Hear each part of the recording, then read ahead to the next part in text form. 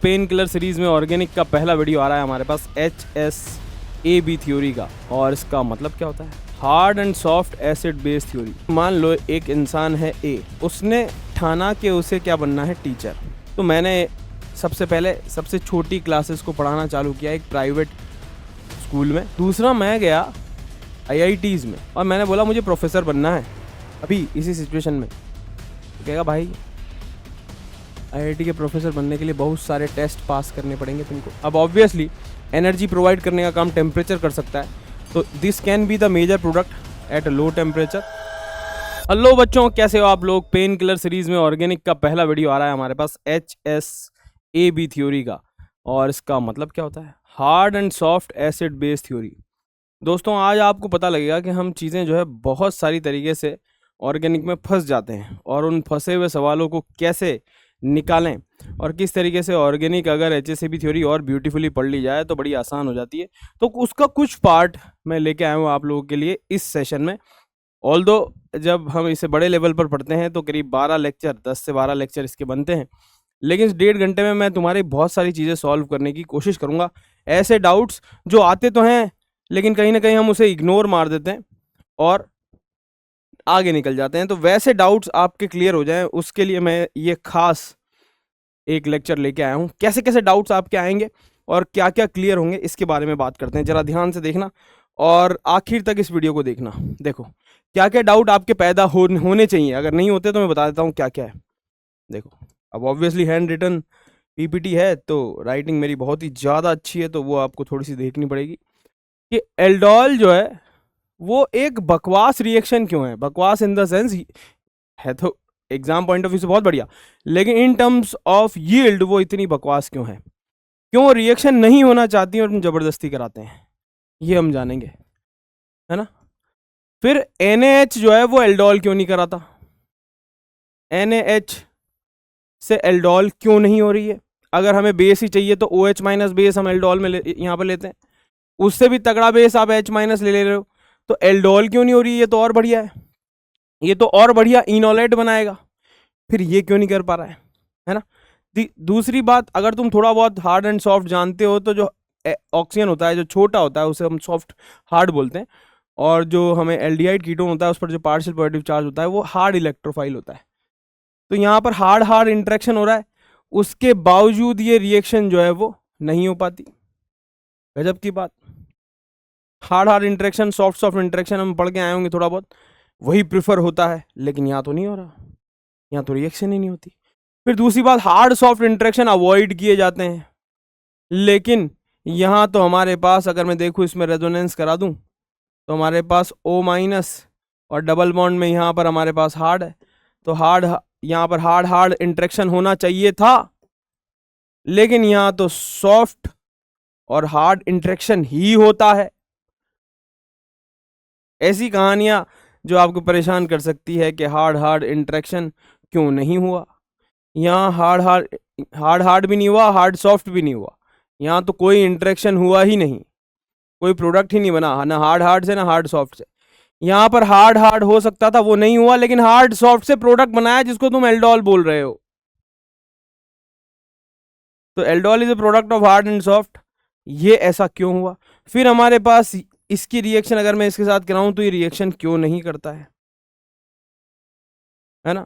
और कौन से सवालों के जवाब आज के लेक्चर में मिलेंगे कि अगर मैं यहाँ पर C डबल बॉन्ड O और यहाँ ले लूँ, यहाँ पर HA लूँगा और यहाँ पर HB लूँगा, तो हम जानेंगे अगर मैं LDA लूँगा तो हमें अलग प्रोडक्ट मिलता है जो जबकि बेस ही है, NaH लूँगा तो अलग प्रोडक्ट मिलता है जबकि बेस ही है, और NaNH2 लूँगा तो अलग अलग प्रोडक्ट मिलते हैं जबकि बेस ही है तीनों। तो तीनों से आखिर अलग अलग प्रोडक्ट क्यों मिलते हैं, इसके बारे में जानने के लिए हमें आज का लेक्चर पढ़ना पड़ेगा, इन सवालों को जवाब देने के लिए कि एल्डोल क्यों बकवास है, NaH से एल्डोल क्यों नहीं होती, हार्ड हार्ड तो आप प्रेफर कराते थे फिर प्रोडक्ट क्यों नहीं बन रहा है, हार्ड हार्ड का ऑप्शन है तो फिर सॉफ्ट हार्ड का प्रोडक्ट क्यों बना रहे हो एल्डोल, और ये दोनों रिएक्ट क्यों नहीं कर रहे जबकि ये बढ़िया नेगेटिवली चार्ज है और ये पार्शियल पॉजिटिव चार्ज बढ़िया, फिर रिएक्ट काहे नहीं कर रहा है। तो ये सारे सवालों का जवाब आज के लेक्चर में आपको मिलने वाला है। तो शुरू करते हैं। इससे पहले कि हम कहानी शुरू करें, हमें एक कहानी समझनी पड़ेगी और वो है अगली कहानी। देखें जरा, सबसे पहले शुरू करते हैं kinetically controlled versus thermodynamically controlled bases या फिर रिएक्शंस। देखो, कुछ पाथवेज होते हैं जो काइनेटिकली कंट्रोल्ड होते हैं, मतलब जल्दी होते हैं, आसान होते हैं। कुछ ऐसे होते हैं जो देर से होते हैं लेकिन बड़े शानदार और स्टेबल होते हैं। जैसे कि मान लो एक इंसान है ए, उसने ठाना कि उसे क्या बनना है, टीचर। ठीक है, मैंने कोई प्रिपरेशन नहीं करी मगर मैंने सोचा कि मैं टीचर बनता हूँ। तो मैंने सबसे पहले सबसे छोटी क्लासेस को पढ़ाना चालू किया एक प्राइवेट स्कूल में। बाजू में ही स्कूल था एक छोटा सा, उसमें मैंने बोला कि मैं यार पढ़ा सकता हूँ, पोस्ट ग्रेजुएट हूँ, मैं पढ़ाना चाहता हूँ तुम आपके छोटे बच्चों को। कहेगा ठीक है यार, हमें ज़रूरत भी है। एज सच कोई ज़्यादा इंटरव्यू भी उतने नहीं होंगे क्योंकि छोटा स्कूल है, और मैं अगले ही दिन से स्कूल की मैं टीचर बन जाऊँगा। समझ में आ गया? ये एक बात है। दूसरा, मैं गया IITs में और मैंने बोला मुझे प्रोफेसर बनना है अभी इसी सिचुएशन में। तो कहेगा भाई IIT के प्रोफेसर बनने के लिए बहुत सारे टेस्ट पास करने पड़ेंगे तुमको, बहुत सारे इंटरव्यूज़ पास करने पड़ेंगे, तब जाके आप प्रोफेसर बन पाओगे। ये दो कहानियां हैं। अब इनमें से आसान क्या? ऑब्वियसली आसान तो यही है, यह है आसान रास्ता, जैसा कि रवि गुप्ता कहता है, और यह है मुश्किल रास्ता या मौत का रास्ता। तो रवि गुप्ता तो कहता है लेकिन हम तो मर्द हैं ना, हम तो इधर से जाएंगे। अरे वो तो जाएंगे, लेकिन अभी हम समझेंगे कि आसान रास्ता जिसमें ज़्यादा मेरा कोई इंटरव्यू नहीं हुआ, लेकिन मेरी जो सैलरी है वो 10,000 से 15,000 मान लेता हूँ, ये मुझे मिल रही है मंथली। लेकिन अगर मैं इधर चले जाऊँगा तो मुझे लैक्स में मिलेगा। अब मैं वो नहीं करना चाह रहा कि कितने लैक्स, ठीक है, यहाँ तो लाखों में मिलेगी सैलरी। मगर ये मुश्किल रास्ता है और वो आसान रास्ता है। ठीक है, ये जो रास्ता है वो जल्दी तय कर लिया जाएगा, इसीलिए इसे बोलेंगे काइनेटिकली फीजिबल है, काइनेटिकली कंट्रोल्ड। मतलब इसको ये बनने के लिए मुझे ज़्यादा मेहनत नहीं करनी पड़ेगी विद रेस्पेक्ट टू दिस, है ना, with respect to this kinetical control. फिर दूसरी बात, अगर मैं ये रहते हुए बहुत बढ़िया तैयारी कर लूँ तो मैं वापस आ सकता हूँ और इस पाथवे को तय कर सकता हूँ। इसकी सैलरी मैं मान लेता हूँ for an example 4 lakh per month है, फॉर एन एग्जाम्पल।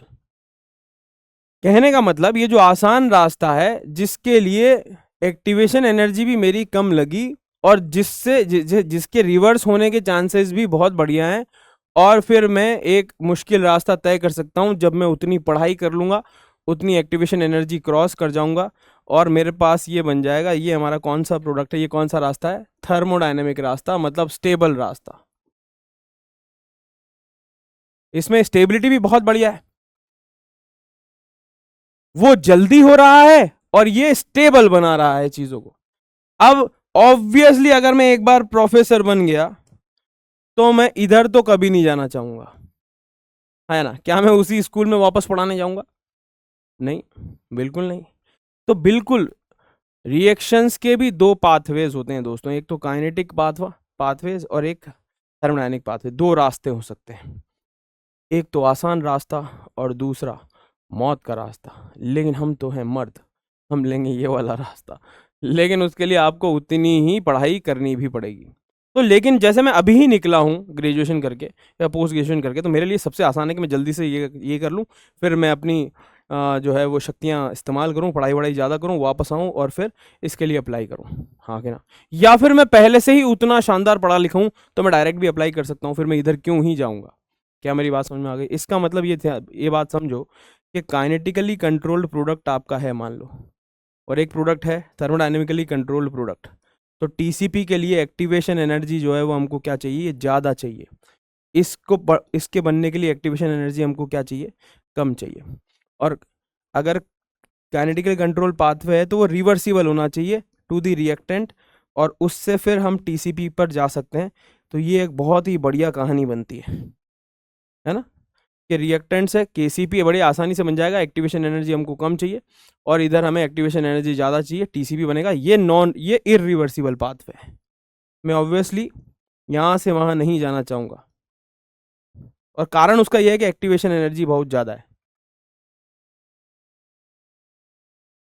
समझ में आ गया? तो हमारे पास दो पाथवेज होते हैं हमेशा, रिएक्शंस में हो सकते हैं, एक तो काइनेटिक पाथवे और एक थर्मोडायनेमिक पाथवे। काइनेटिक पाथवे जल्दी चूज किया जा सकता है लेकिन लेस स्टेबल रिलेटिवली प्रोडक्ट बनाता है, और एक हमारे पास एक्टिवेशन एनर्जी ज़्यादा चाहिए, बहुत ही बढ़िया प्रोडक्ट वो बनवाता है। क्लियर है?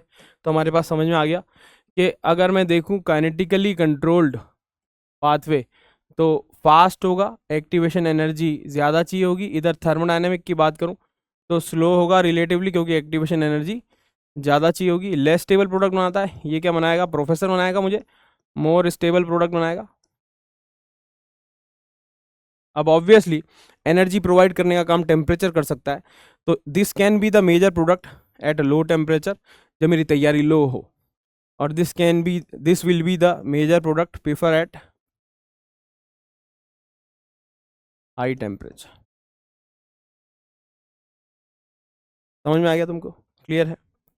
जैसे इस बात को ऐसे समझो कि ये हमारे पास, मान लेते हैं हमारे पास एक प्रोडक्ट ये बन रहा है और एक प्रोडक्ट ये बन रहा है, तो इसके लिए एक्टिवेशन एनर्जी ज़्यादा चाहिए। ये हमारा टीसीपी है, ये हमारा क्या है? केसीपी है, काइनेटिकली कंट्रोल्ड प्रोडक्ट। समझ में आ गया? एट लो टेम्परेचर पर ये मेजर होगा, एट हाई टेम्परेचर पर ये मेजर होगा। लेकिन एक बहुत ब्यूटीफुल सवाल बनता है, एट हाई टेम्परेचर पर भी पहले प्रोडक्ट कौन सा बनेगा? देखो, अगर आप टेम्परेचर दे रहे हो, यहाँ से यहाँ आने के लिए आपको 100 रुपये मान लो चाहिए, और यहाँ से यहाँ आने के लिए आपको मान लो 80 रुपये चाहिए, तो आपके पास जेब में 120 रुपये हैं, तो पहले तो यही तय हो जाएगा ना। ये तय होकर रिएक्शन वापस आएगी और फिर उसके बाद धीरे धीरे टीसीपी में कन्वर्ट होगी। तो पहले तो केसीपी ही बनता है। ये बहुत इंपॉर्टेंट बात, चाहे टेम्परेचर आप कितना ही रख लो, आप टेम्परेचर कम रखोगे तो ये तो बनेगा, ये तो बन ही नहीं पाएगा। आपकी जेब में 80 रुपये हैं तो 100 रुपये वाला काम तो कर नहीं पाओगे, लेकिन आपके पास 100 रुपये हैं तो 80 रुपये वाला काम हो सकता है और जल्दी हो सकता है। फिर उसके बाद धीरे धीरे वो कन्वर्ट हो जाता है टीसीबी में, और टीसीबी में वंस कंपाउंड कर एक बार कन्वर्ट हो गया तो हमने कहा, क्या कहा? प्रोफेसर से फिर वापस नहीं बन पाओगे आप, स्कूल के टीचर, छोटे स्कूल के। क्या मेरी बात तुमको समझ में आ गई? तो बनता पहले केसीपी है, फिर धीरे धीरे कन्वर्ट होकर वो टीसीबी में बदलता है, और जब टीसीबी में बदल जाता है वो कभी भी केसीपी में कन्वर्ट नहीं हो पाएगा। ये एक बहुत बढ़िया चीज समझ में आनी चाहिए तुमको। क्लियर है ना? अब जैसे हम HCN की रिएक्शन कराएं दो टेम्परेचर पर, हमारे पास है 80 डिग्री और 10 डिग्री, 80 डिग्री और 10 डिग्री हमारे पास दो टेम्परेचर है। तो साइनोहाइड्रिन रिएक्शंस हैं दोस्तों, है ना? HCN की रिएक्शन। अब यहाँ अगर मैं देखूँ तो ये रेजोनेंस करता हुआ तुम्हें दिखता होगा, हमें यहाँ रेजोनेंस करता हुआ दिखता होगा ये, कि अगर मैं रेजोनेंस करूँ तो एक तो ये बनेगी, और इसका रेजोनेंस करा दूँ मैं तो एक हमारे पास ये बनेगी। तो हमें साक्षात दिख रहा है कि यहाँ पर हमारे पास दो इलेक्ट्रोफिलिक सोर्स हैं, एक तो इलेक्ट्रोफिलिक सोर्स ये है और दूसरा इलेक्ट्रोफिलिक सोर्स ये है। अब इसमें से अगर मैं देखूँ तो partial positive charge obviously oxygen के बाजू में होने की वजह से पार्शियल पॉजिटिव चार्ज इस पे ही ज़्यादा होगा। क्या मेरी बात तुमको समझ में आ गई? क्लियर है? और इस पर जो है वो हमारे पास कम होगा प्रोडक्ट। तो यहाँ पर दो चीज़ें हैं, एक तो है हमारे पास 80 डिग्री सेल्सियस पर हमने ये रिएक्शन कराई, और दूसरा हमारे पास 10 डिग्री सेल्सियस पर ये रिएक्शन हमने कराई, है ना? तो तुम सोचो कि प्रोडक्ट क्या बनने वाला है। पहले रेफरेंस ले लेते हैं थोड़ी देर के लिए, है ना? अगर मैं इन दोनों पे देखूं तो हमारे पास रेफरेंस क्या है? हमारे पास रेफरेंस बताते हुए प्रोडक्ट बना देंगे। HCN की रिएक्शन हमने कराई, यहाँ पर हमारे पास पार्शियल पॉजिटिव चार्ज ज़्यादा है, CN है हमारे पास, तो ये हमारे पास डायरेक्ट एडिशन हो सकता है कार्बोनिल पर, है ना? और दूसरा हमारे पास इनडायरेक्ट एडिशन हो सकता है फोर्थ पोजीशन पर 80 डिग्री सेल्सियस पर। तो देखो जरा यहाँ पर हमारे पास हो क्या रहा है।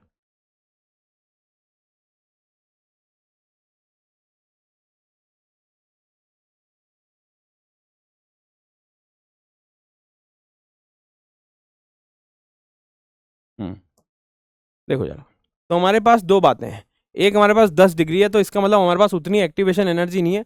चार्ज जहां पर ज्यादा होगा वहां पर अटैक करवा देंगे। बोलो बात समझ में आया? तो यहाँ पर आपको क्या देखने को मिलेगा? ये प्रोडक्ट मिलेगा CN, और उसको मैं OH दे देता हूँ, तो ये आ जाएगा हमारे पास OH। This would be the product. Charge वहां पर क्या है? रिलेटिवली ज्यादा है, तो हमारे पास प्रोडक्ट ये बनेगा। क्लियर है? लेकिन अगर मान लो मैं पार्शियल पॉजिटिव चार्ज यहाँ अटैक करा देता हूँ CN पर, कॉन्जुगेट, या ऐसा मान लो थोड़ी देर के लिए यहाँ अटैक करा दिया, तो हमारे पास यहाँ प्रोडक्ट क्या मिलेगा? ये मिलेगा। O माइनस, है ना, इसको मैं H दे देता हूँ, तो हमारे पास यहाँ CN और यहाँ आ जाएगा हमारे पास OH, जो कि टॉटोमराइज हो जाएगा और ये मिल जाएगा हमें प्रोडक्ट। ठीक है, एक ये प्रोडक्ट मिल रहा है हमको और एक ये प्रोडक्ट मिल रहा है हमको। ठीक है, इसमें हमारे पास C डबल बॉन्ड O वापस से जनरेट हो गया, which is the strongest bond of organic chemistry. तो थर्मोडाइनमिकल प्रोडक्ट ये है, हाई एक्टिवेशन एनर्जी लेके ये बना होगा और लेस टेम्परेचर पर ये बनाया, तो ये KCP प्रोडक्ट है। ठीक है, अब सवाल उठता है, which of the following product will be major at 80 degree. तो 80 डिग्री पे तो यही मेजर होगा। क्या मेरी बात समझ में आ गई? क्योंकि यहाँ पर thermodynamically more stable double bond है, जबकि यहाँ पर लेस स्टेबल डबल बॉन्ड है। बोलो बात समझ में आ गया? दूसरी बात हमारे पास यहाँ हो सकती है कि पहले कौन सा बनेगा। मैंने पहले ही बताया कि पहले तो वो बनेगा जिसके लिए एक्टिवेशन एनर्जी क्या चाहिए होगी, कम चाहिए होगी, तो बनेगा पहले ये, फिर समय के साथ वापस रिएक्टेंट पर आकर थर्मोडाइनमिक प्रोडक्ट में कन्वर्ट होगा और फिर उसके बाद वापस नहीं जाएगा। क्या मेरी बात तुमको समझ में आ गई? तो ये हमारे पास कहानी होती है TCP और KCP की।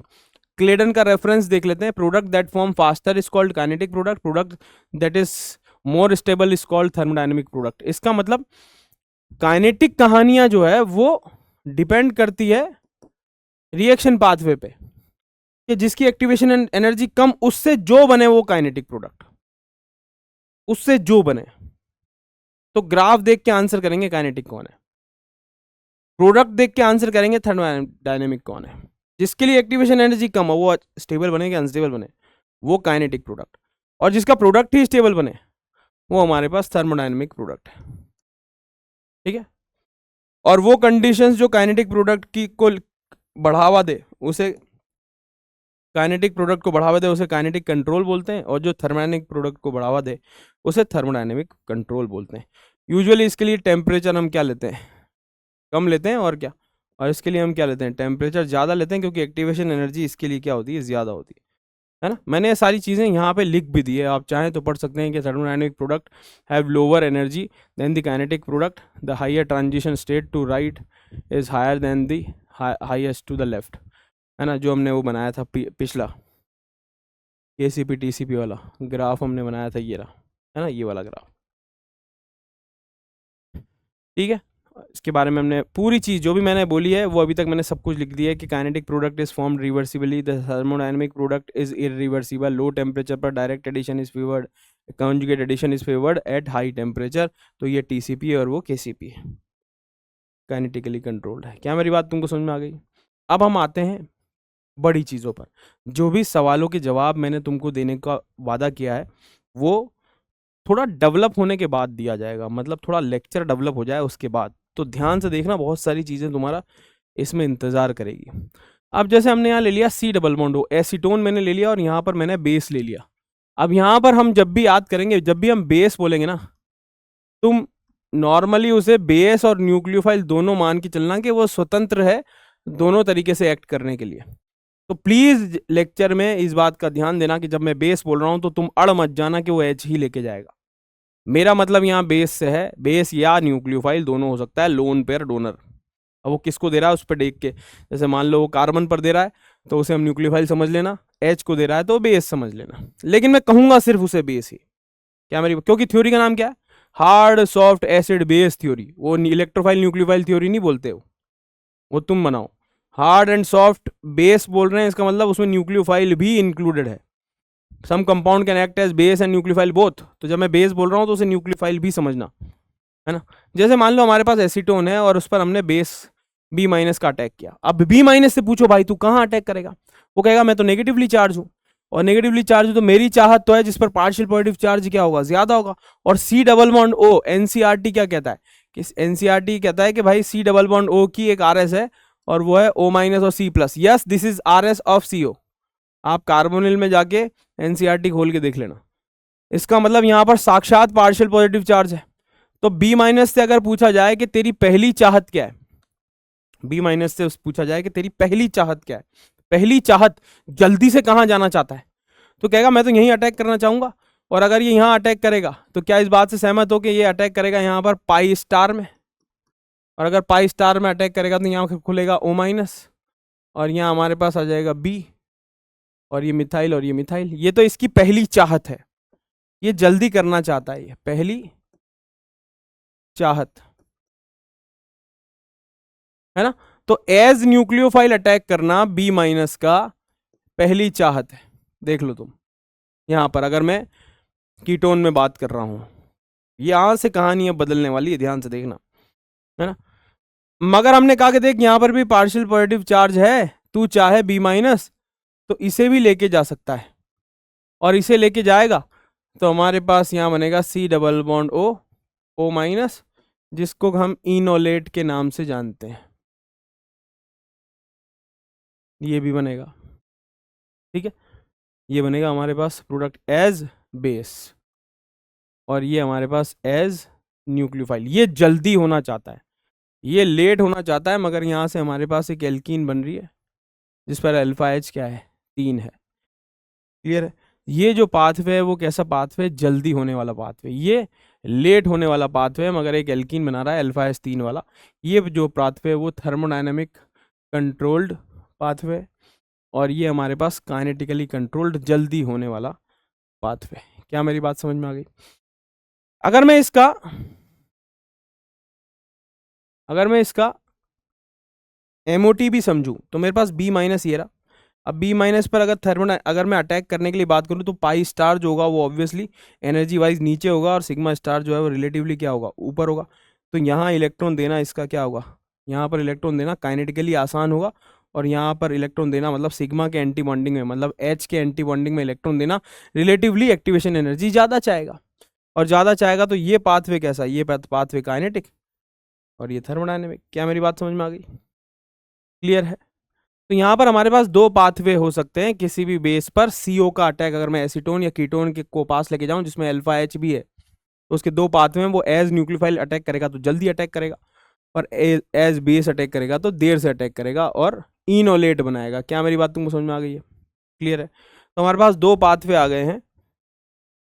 ठीक है, अब इन दो पाथवे में से क्या पाथवे चूज होना चाहिए उसके बारे में हम बात करेंगे कि भाई एज न्यूक्लियो। अब यहां से तुम्हारे मन में सवाल उठेंगे कि सर ये OH माइनस हुआ, और आपने यहाँ आप कह रहे हो कि ये पहली चाहत है। अब यहाँ से क्वेश्चन डेवलप होने चाहिए तुमको कि सर ये OH माइनस है, और ये सी डबल बॉन्ड, ये एसीटोन दे रखा है, और हम एल्डोल कराने जा रहे हैं। तो एल्डोल कराने जा रहे हैं तो हम तो H लेके जाते हैं। आप कह रहे हो पहली चाहत है कि यहाँ पर अटैक करे, फिर ये तो होता नहीं है, और हम एल्डोल में तो ये वाला प्रोसीजर करते हैं। तो ऐसा क्यों? तो यही तो लेक्चर, इसी के लिए तो लेक्चर है, यही तो पढ़ना है कि पहली चाहत पूरी क्यों नहीं हो रही। जब चाहतें पूरी ना हो तो मजबूरी को ही चाहत बना लिया जाता है, वो हम समझेंगे कि एल्डोल में हो रहा है। इसीलिए तो मैंने कहा एल्डोल बकवास रिएक्शन है। तो ये सारी बातें, ये सारे जवाब आएंगे धीरे धीरे। हम पढ़ ही रहे हैं जेई चैलेंजर पर आपका पेन किल करने के लिए, इसलिए बैठे रहें और समझते रहें, ऐसे धीरे धीरे आएगा। थोड़ा सस्पेंस है कहानी में। तो बी माइनस की चाहत तो ये है कि जल्दी अटैक यहां हो जाए, लेकिन कई बार चाहतें पूरी नहीं होती, तो ज़्यादा टेम्परेचर या ज़्यादा एनर्जी देकर मजबूरियां पूरी करनी पड़ती है। देख लो, मैंने तुम्हें बता दिया, पाई स्टार जो है जल्दी अटैक होगा क्योंकि एनर्जी वाइज नीचे होगा, सिग्मा स्टार मतलब CH को ले जाना मुश्किल होगा। अब यहाँ से हम एक कहानी और समझते हैं।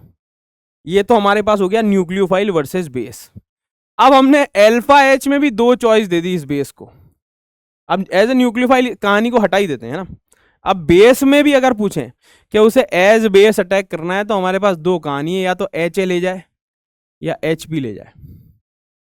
अब GOC में हम पढ़ के आए हैं, जरा देखना, HA और HB, H1 और H2 में से ज्यादा एसिडिक कौन, जो ज्यादा एसिडिक H होगा उसे ले जाना बड़ा आसान होगा। तो अगर मैं देखूं HA, तो HA अगर मैं बनाऊं तो वहां पर कॉन्जुगेट बेस ये बनेगा, और H2 अगर मैं ले जाऊं तो कॉन्जुगेट बेस हमारे पास ये बनेगा।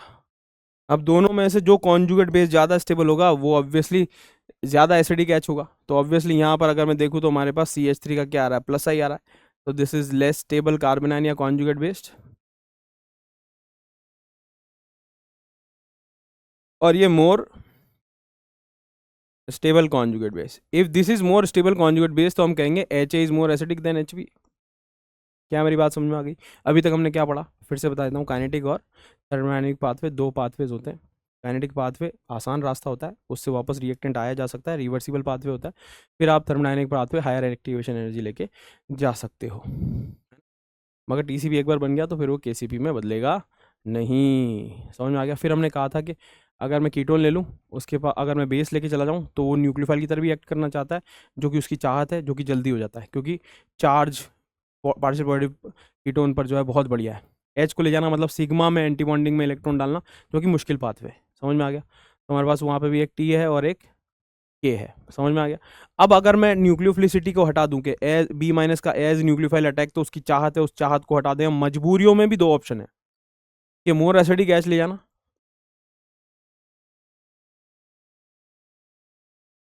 और एक लेस एसिडिक एच ले जाना।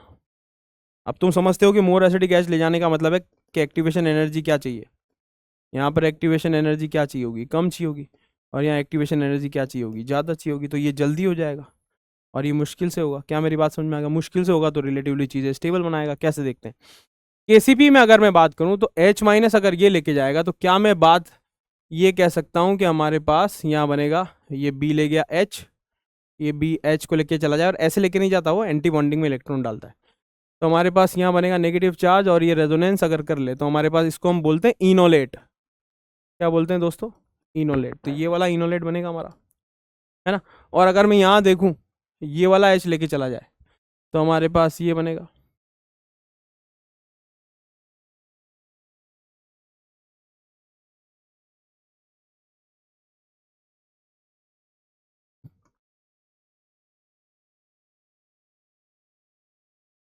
है ना।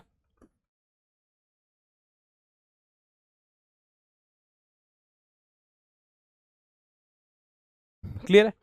अब देखो जरा, तुम बताओ कि यहाँ पर हमारे पास अगर मैं इस एल्कीन की स्टेबिलिटी देखूँ तो हमारे पास यहाँ पर 2 अल्फा एच है इस जगह पर, जबकि यहाँ अगर मैं एल्कीन की स्टेबिलिटी देखूँ तो हमारे पास 3 अल्फा एच तो यहाँ है, 3 यहाँ है, तो यहाँ हमारे पास 6 अल्फा एच है। तो ये मोर स्टेबल इनोलेट है। ये मोर स्टेबल क्या है, इनोलेट है। और ये हमारे पास कैसा है दोस्तों, लेस स्टेबल इनोलेट।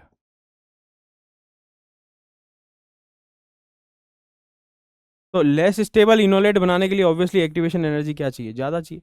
और मोर स्टेबल इनोलेट बनाने के लिए एक्टिवेशन एनर्जी हमें क्या चाहिए होगी, कम चाहिए होगी। ये तो पक्का है ना। मोर स्टेबल प्रोडक्ट बना रहे हो, लेस स्टेबल बना रहे हो, लेकिन वो जल्दी क्यों हो रहा है, वो जल्दी इसलिए हो रहा है क्योंकि एसिडिक मोर एसिडिक एच निकालने से बन रहा है। और ये मुश्किल से बन रहा है लेकिन मोर स्टेबल बन रहा है, क्योंकि एसिडिक एच जो है वो कम है।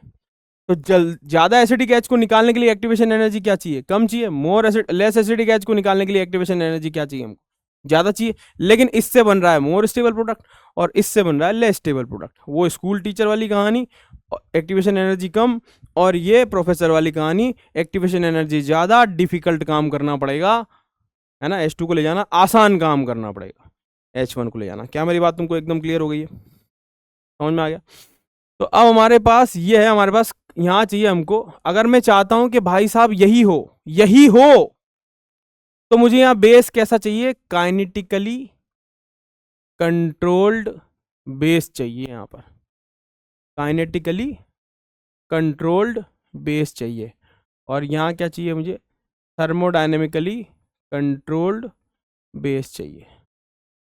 काइनेटिकली कंट्रोल्ड बेस चाहिए और अगर मैं चाहता हूं कि सिर्फ यही बने, सिर्फ यही हो जाए जल्दी जल्दी, और मैं चाहता हूं कि यही हो,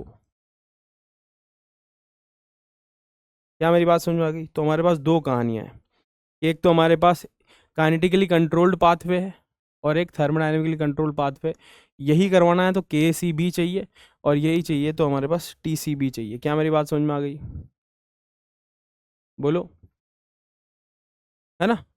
हाँ, ये अलग बात है कि बेस एज न्यूक्लियोफाइल भी तो अटैक कर सकता था सर, जो उसकी चाहत थी।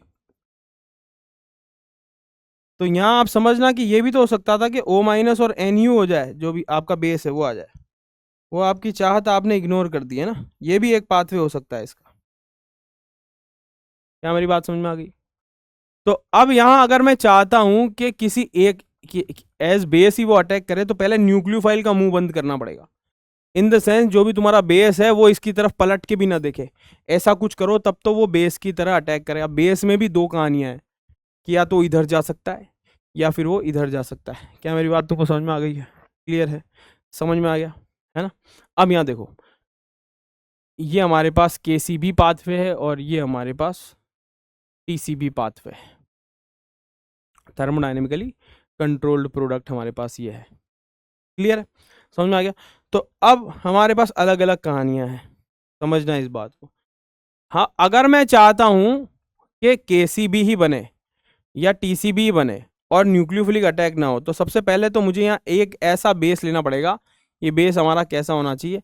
ऐसा होना चाहिए कि ये नॉन न्यूक्लियोफिलिक हो, मतलब जो कि यहाँ पर यहाँ देखे ही ना बिल्कुल भी।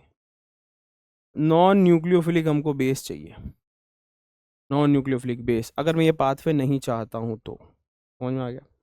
क्लियर है? अब नॉन न्यूक्लियोफिलिक बेस क्या क्या हो सकते हैं देखो जरा। अगर मैं एज बेस अटैक करना चाहता हूँ तो हमारे पास नॉन न्यूक्लियोफिलिक बेस चाहिए। अब नॉन न्यूक्लियोफिलिक बेस कौन है जरा देखना।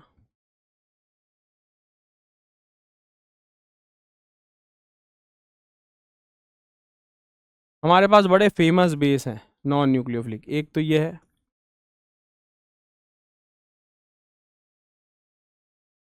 और एक है हमारे पास NaH या KH, आयनिक बॉन्ड है। NaH ले लो या फिर KH ले लो। ये दोनों न्यूक्लियोफिलिक अटैक करते ही नहीं है, ये बहुत शानदार है। ये न्यूक्लियोफिलिक, अभी मैं आगे और समझाऊंगा इसको डिटेल में, अभी तो सिर्फ थोड़ा थोड़ा सा बचा रहा हूँ कि अगर ये H- है, जरा सोचो, अगर ये एज न्यूक्लियोफिलिक अटैक करता तो मजा ना आ जाता क्या? मजा ना आ जाता क्या कि हमारे पास यहाँ H आता और यहाँ O- खत्म होता और इसको मैं H2O दे देता और लो खत्म हो जाती कहानी, यहाँ OH बन जाता। तो कीटोन से अल्कोहल बनाने के लिए, इसके रिडक्शन के लिए हमें बाकी सबके आगे हाथ न फैलाने पड़ते, LiLH4 के आगे, NaBH4 के आगे, डिबाल H के आगे, इन सब के आगे हाथ नहीं फैलाने पड़ते, सिर्फ NaH लेते और ये रिएक्शन हो जाती अगर वो एज न्यूक्लियोफिलिक अटैक करता को। लेकिन ये अटैक करता ही नहीं है, ये अटैक करता ही नहीं है क्योंकि ये आयोनिक बॉन्ड है और ये 1s की कहानी है। 1s ऑर्बिटल है ये, जिसमें कि ये लोन पेयर तुमको दिख रहा है 1s, बहुत ही छोटा सा है ना। तो अब यहाँ पर हमारे पास क्लेडन क्या कहता है कि why this NaH KH does not act as a nucleophile, इसलिए एक्ट नहीं करता एज न्यूक्लियोफाइल। देख लो, nucleophilic attack by hydride ion H- is almost unknown reaction. This species which is present salt sodium hydride NaH is such a high charge density that it is only ever react as a base.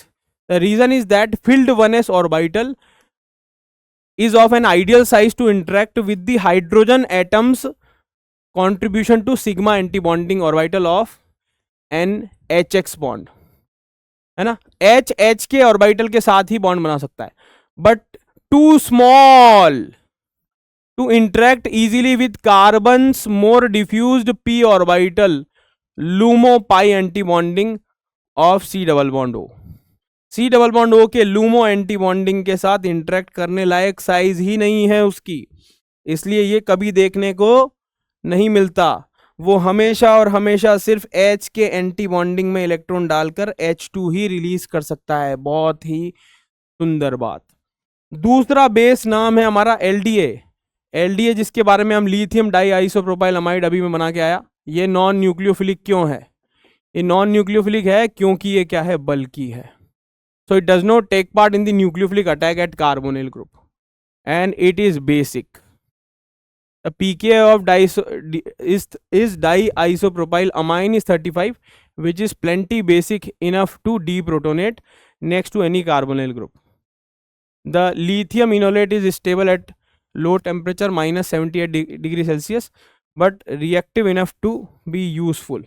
Lithium enolate are most commonly used stable enolate equivalent in chemistry. अब यहाँ क्या कह रहे हैं? LDA का जो आप reaction कराते हो -78 डिग्री सेल्सियस पर ही कराते हैं। NaH की जो रिएक्शन आप कराते हो वो लगभग 60 या 70-80 के आसपास कराते हैं। 60 डिग्री, ये +60 है, और ये -80 के आसपास ही रिएक्शन कराते हैं। इस बात को तुम समझना। कहने का मतलब ये है कि एक तो हमारा ये तो इसलिए न्यूक्लियोफाइल नहीं है क्योंकि ये क्या है? बल्कि है। क्या मेरी बात समझ में आ गई? ये न्यूक्लियोफाइल इसलिए नहीं है क्योंकि 1s है और 1s के साथ ही बढ़िया ओवरलैपिंग करता है, इसलिए हाइड्रोजन ही लेके जाता है। एंटी बॉन्डिंग ऑफ CO के पास कभी नहीं जाता क्योंकि 2p LUMO is more diffused, p is more diffused for this s to interact. तो ये सिर्फ और सिर्फ हाइड्रोजन लिबरेट कर सकता है। क्या मेरी बात तुमको समझ में आ गई है? तो हमें यहाँ पर नॉन न्यूक्लियोफिलिक बेस चाहिए थे, हमारे पास दो नॉन न्यूक्लियोफिलिक बेस आ गए, LDA विच इज बल्कि और NaH which is non bulky, मगर सिर्फ बेस की तरह ही एक्ट करता है। तो बहुत बढ़िया हो गया। जब भी हमको बेस चाहिए होगा हम कोई ऐसी चीज लेंगे ही नहीं, इन दोनों के अलावा कुछ भी नहीं लेंगे। NaH ले लो या LDA ले लो, आप सिर्फ इनोलेट बनवाना चाहते हो तो। अब इसमें से भी अगर मैं देखूं कि हमें कौन सा इनोलेट बनवाना है, जरा समझना इस बात को, बहुत ही सुंदर बात है, इस बात को तुम्हें समझना पड़ेगा। ये थर्मोडायनेमिक पाथवे है और ये काइनेटिक पाथवे। हा, अब बात सुनो तुम। अगर मैं यहां पर इस कहानी में LDA ले लूं तो टेम्परेचर मुझे रखना पड़ेगा 78 डिग्री सेल्सियस माइनस में, और अगर मैं यहां पर NaH ले लूं तो मुझे टेम्परेचर लेना पड़ेगा 60 डिग्री सेल्सियस। 60 डिग्री मतलब थर्मोडायनेमिकली कंट्रोल, बहुत बढ़िया टेम्परेचर मिल रहा है आपको लेस एसिडिक एच ले जाने के लिए, मगर मोर स्टेबल प्रोडक्ट बनाने के लिए। लेस स्टेबल एच ले जाने के लिए एक्टिवेशन एनर्जी तो ज्यादा चाहिए होगी, लेकिन उसके बदले मिलेगा reward, professorship, more stable enolate, और उसके लिए टेम्परेचर आपको दिया है 60 डिग्री। आप LDA लोगे तो फिर -78 डिग्री सेल्सियस पर ही रिएक्शन करानी पड़ेगी, जैसा मैंने रेफरेंस दिया, और -78 डिग्री पर ये वाली एक्टिवेशन एनर्जी आपको कभी नहीं मिलेगी। दूसरी बात, क्योंकि वो स्टेरिकली हिंडर्ड है, इसलिए स्टेरिकली हिंडर्ड H को ले जाना भी नहीं चाहेगा, क्योंकि यहां पर हमारे पास मिथाइल है तो ये रिलेटिवली स्टेरिकली हिंडर्ड है। ये H लेस स्टेरिकली हिंडर्ड भी है। क्या मेरी बात समझ में आ गई? और इसे ले जाना आसान भी है क्योंकि ये मोर एसिडिक है। क्या मेरी बात तुमको समझ में आ गई? तो LDA की पहली चाहत more acidic H, less sterically hindered H, temperature कम है, इसलिए काइनेटिक पाथवे चूज करके ये बनाएगा। और दूसरी तरफ हमारे पास NaH है जो कि डिफिकल्ट रास्ता चूज कर रहा है, क्योंकि न्यूक्लियोफाइल तो दोनों ही नहीं है, वैसे भी तो नीचे तो जाएंगे ही नहीं दोनों। डिफिकल्ट रास्ता इसलिए चूज कर रहा है क्योंकि टेम्परेचर काफी मौजूद है। तो NaH पहले तो वही बनाएगा, लेकिन कन्वर्ट होके धीरे धीरे थर्मोडायनेमिक मोर स्टेबल इनोलेट, जहां अल्फा H ज्यादा चाहिए, उसमें कन्वर्ट होता जाएगा धीरे धीरे। तो NaH भी पहले जाएगा इधर, मगर इधर आ जाएगा, जाएगा इधर रिवर्सिबल, स्कूल टीचर, वापस प्रोफेसरशिप। क्या मेरी बात समझ में आ गई? लेकिन LDA की उतनी मेहनत नहीं है क्योंकि टेम्परेचर बहुत कम है, तो वो इधर कभी नहीं जाएगा। कहने का मतलब सिंपल सी बात है, LDA में आप नॉन बल्कि H जो कि मोर एसिडिक है उसे निकालोगे, और NaH में आप इररेस्पेक्टिव मोर स्टेबल इनोलेट बनाओगे, क्योंकि ये TCP प्रोसेस है और ये KCP प्रोसेस है। क्या मेरी बात तुमको समझ में आई? ये बातें और ये बारीकियां हैं जो हमें समझ में अगर आ जाए तो ऑर्गेनिक जो है वो रिलेटिवली आसान हो जाएगी, लेकिन अच्छा कंटेंट ही है, इसलिए अगर आपने पढ़ा हुआ होगा थोड़ा बहुत तभी आपको चीज़ें समझ में आएगी ये दोस्तों, है ना। अब आगे चलते हैं, अब आते हैं हमारे पास अपनी theory, hard and soft base की थ्योरी। लेकिन उससे पहले मैं क्लासिफिकेशन ऑफ बेस की बात कर रहा हूं। मैंने फिर कहा कि मेरे बेस का मतलब यहाँ कुछ भी हो सकता है, ये बेस भी हो सकता है या फिर न्यूक्लियोफाइल भी हो सकता है, डिपेंडिंग ऑन द सिचुएशन। जैसे मान लो मैं NaH कहूं तो बेस ही है भाई साहब, अगर मैं LDA कहूं तो सिर्फ बेस ही है, अगर मैं OH माइनस कहूं तो पूरी हेलोजन डेरिवेटिव, पूरी एल्काइल हेलाइड अराइल हेलाइड तुम OH माइनस को एज अ बेस होते हुए सारे X को हटाने के लिए उसी एल्कोहल का यूज किया है तुमने। जीवन से X हटाओ एल्कोहल लाओ, जीवन से X हटाओ एल्कोहल लाओ, तो तुमने OH माइनस को तो न्यूक्लियोफाइल जगह जगह प्रूव कर रखा है। क्या मेरी बात तुमको समझ में आ गई? तो OH माइनस आप लोगे तो वो न्यूक्लियोफाइल भी है, और उसे तुम बेस भी प्रूव कर चुके हो E2 में, आया ना। तो उसे बेस भी, वो बेस भी है और न्यूक्लियोफाइल भी है। तो जब हम यहाँ बात कर रहे हैं क्लासिफिकेशन ऑफ बेसिस की, तो आप बेस भी मानेंगे न्यूक्लियोफाइल भी मानेंगे। बेस मान लो तुम NaH LDA, और जो दोनों हो उसे ले लो आप, जैसे कि OH माइनस OR माइनस ले लो। समझ में आ गया तुमको? तो अब क्लासिफिकेशन ऑफ बेसिस में हमारे पास बहुत सारे क्लासिफिकेशन है भाई, सॉफ्ट और हार्ड थ्योरी, स्ट्रॉन्ग और weak on the basis of PK, ये तुम GOC में पढ़ के आते हो। न्यूक्लियोफिलिक, नॉन न्यूक्लियोफिलिक अभी बताया मैंने तुमको। न्यूक्लियोफिलिक, नॉन न्यूक्लियोफिलिक, न्यूक्लियोफिलिक जैसे OH माइनस हो सकता है, नॉन न्यूक्लियोफिलिक मतलब जैसे LDA हो सकता है, NaH हो सकता है, KH हो सकता है, TCB, KCB, thermodynamically controlled base, kinetically controlled base, जैसे अभी मैंने तुमको बताया कि थर्मोडायनेमिकली कंट्रोल्ड बेस हमने ले लिया NaH, काइनेटिकली कंट्रोल जैसे मैंने ले लिया LDA, है ना। तो ये क्लासिफिकेशन इसके हो सकते हैं। क्लियर है। अब हम पहला ले लेते हैं जो कि हमें इधर लेके जाएगा, जिसका हमने हेडिंग डाला था, वो है HSAB, hard soft acid base theory. देखें जरा, अब हमारे पास hard soft acid base theory आखिर कहती क्या है, जरा इस बात को समझते हैं। देखो, हार्ड उसको बोलेंगे दोस्तों, हार्डनेस जो है वो डिपेंड करेगी चार्ज जितना ज्यादा होगा और साइज जितनी कम होगी। मतलब छोटा साइज हो और कॉन्सेंट्रेटेड चार्ज हो, जो फैजान रूल में तुम पढ़ के आए हो, जो पोलराइज आसानी से कर सके दूसरों को, तो उसको वो चाहिए हमें हार्ड में। फैजान रूल मतलब जो दूसरे को पोलराइज कर सके, मतलब कॉन्सेंट्रेटेड चार्ज चाहिए। तो उसके लिए साइज क्या चाहिए हमको,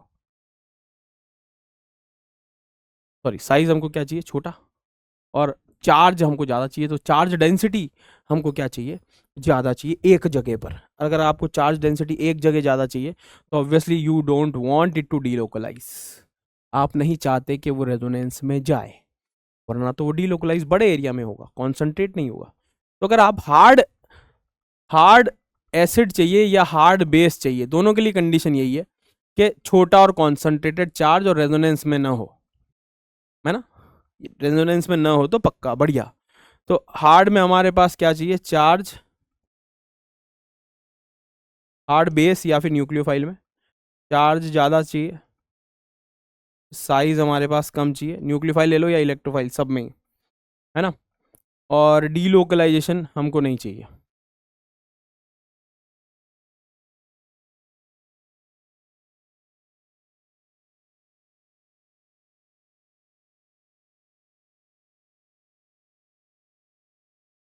यहाँ पर आप उसका उल्टा कर दो, सॉफ्ट चाहिए तो हमको चार्ज कैसा चाहिए, कम चाहिए, साइज हमको क्या चाहिए, ज़्यादा चाहिए, और डायरेक्टली प्रोपोर्शनल टू डीलोकलाइजेशन।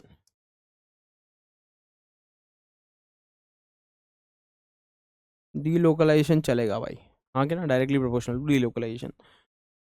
तो हमारे पास एसिड या बेस या फिर इलेक्ट्रोफाइल या फिर न्यूक्लियोफाइल, इलेक्ट्रोफाइल और न्यूक्लियोफाइल, एसिड मतलब इलेक्ट्रोफाइल, बेस मतलब न्यूक्लियोफाइल। हमारे पास एसिड मतलब इलेक्ट्रोफाइल कैसे सर, जैसे मान लो CH3+ ले लूँ तो ये लुईस एसिड है ना, इलेक्ट्रोफाइल भी है ना। जैसे मैं NH3 ले लूँ तो ये न्यूक्लियोफाइल भी है, बेस भी हुआ। तो HSAB थ्योरी क्या कहती है, HSAB थ्योरी ये कहती है कि एज पर दी ऑर्बिटल इंटरेक्शन, अगर मैं बात करूँ, देखो एक बात को तुम समझना कि दो चीज़ें A और B आपस में रिएक्ट क्यों करती है, दो तरीके से करती है एज पर क्लेडन अगर आप पढ़ोगे। तो एक तो charge attraction, attraction due to charge जो हो रहा है, जैसे मान लो मैंने OH माइनस है ना, उसकी रिएक्शन हमने किसी भी के साथ कर दी, मान लो मैंने कर दी CH3+ के साथ, तो ये जो अट्रैक्शन है वो कैसा है, चार्ज के थ्रू अट्रैक्शन है, तो इसलिए अट्रैक्ट होता है। दूसरा, लेकिन इसको एक्सप्लेन नहीं कर पाओगे कि फिर ये कैसे हो रहा है। CH2 और Br2 की रिएक्शन तुम करा के आए हो बहुत बढ़िया मज़े से, उचक उचक के हम इस रिएक्शन को कराते हैं कि ये लो रिएक्शन हो गई, लेकिन जरा सोचें तो रिएक्शन कैसे हुई। ये तो हमारे पास इसका डाइपोल मोमेंट μ = 0 है और ये भी μ = 0 है, तो ये दोनों आपस में अट्रैक्ट कैसे हो रहे हैं। तो यहाँ पर हम वो कहता है कि दो चीज़ें हैं जो ड्रिवन करती है किसी भी रिएक्शन के होने के लिए, एक तो है चार्ज इंटरेक्शन, चार्ज का अट्रैक्शन, और दूसरा ऑर्बिटल, सिमिलर एनर्जी ऑर्बिटल्स का एक दूसरे के आसपास होना एक दूसरे को अट्रैक्ट करता है। क्या मेरी बात समझ में आ गई। तो ये जो hard and soft acid base theory है वो कहीं ना कहीं इस पे काम करती है, ऑर्बिटल इंटरेक्शन,